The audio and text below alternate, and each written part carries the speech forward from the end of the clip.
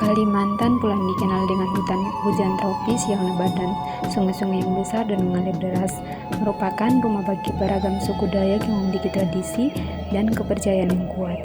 Pada masa awal abad ke-19, masyarakat Dayak hidup dalam harmoni dengan alam dan menjalankan kepercayaan leluhur yang disebut keharingan. Namun di balik keindahan budaya ini, Kalimantan dianggap sebagai wilayah gelap hanya oleh para misionaris Eropa yang ingin membawa cahaya Injil ke pedalaman pulau ini. Pada tahun 1834, RNG, sebuah organisasi misionaris Protestan terbesar di Jerman, mengambil keputusan penting untuk mengutus penginjil ke Kalimantan. Dua misionaris yaitu J.H. Bein dan Heyer berangkat menuju Batavia sebagai titik awal perjalanan mereka.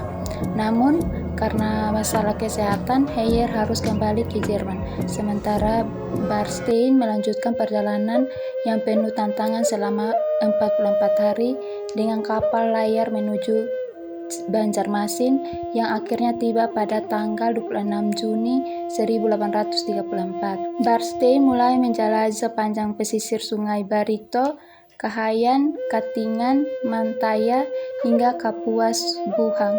Ia menetap Banjarmasin sebagai pusat misi dan mulai membangun hubungan dengan masyarakat Dayak. Di sebuah kampung bernama Gohong, Bernstein bahkan diterima secara istimewa oleh kepala suku Dayak yang mengangkatnya sebagai saudara darah, sebuah simbol persaudaraan yang membuka pintu sebagai penyebaran Injil di pedalaman Kalimantan. Setahun setelah Bernstein, pada 3 Desember 1936, 3 misionaris Hoppers dan Kurzman tiba untuk Kalimantan. Namun, perjalanan mereka harus menghadapi medan yang berat, hutan serta perbedaan bahasa dan budaya yang sangat besar.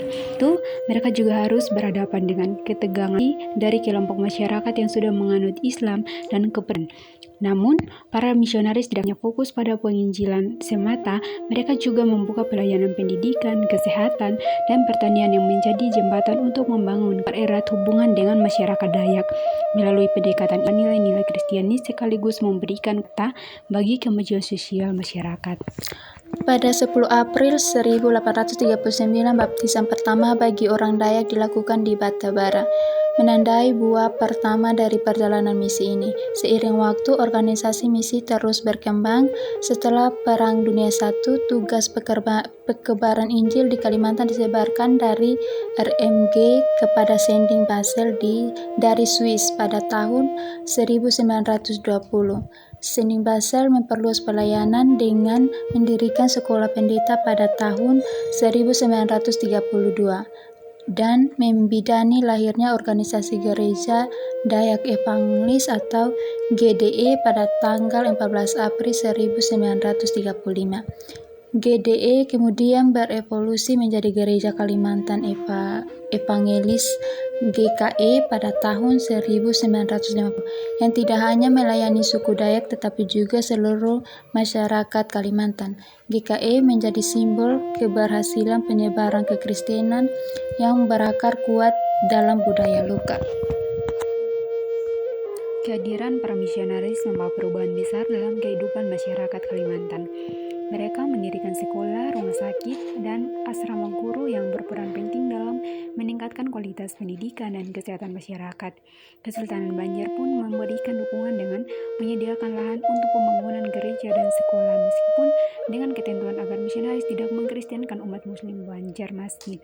Perubahan sosial ini juga mengurangi praktik-praktik lama seperti pengayuan, mempererat hubungan antara suku, dan membuka jalan bagi kemajuan budaya dan sosial yang lebih modern. Gereja menjadi pusat komunitas, tempat pendidikan, dan pusat pelayanan sosial yang membantu masyarakat dalam Dayak dan ke Kalimantan secara umum. Hingga saat ini, Gereja Kalimantan Evangelis kembang dengan lebih dari 300.000 anggota yang terbesar di seluruh Kalimantan. Sejarah panjang penyebaran kekristenan di pulau ini bukan hanya kisah penginjilan, tetapi juga kisah persaudaraan, pendidikan, dan transformasi sosial yang membentuk wajah Kalimantan modern. Jejak iman ini menjadi saksi bahwa perjumpaan budaya dan keyakinan dapat membawa perubahan positif yang abadi, membangun jabatan persatuan di tengah keberagamaan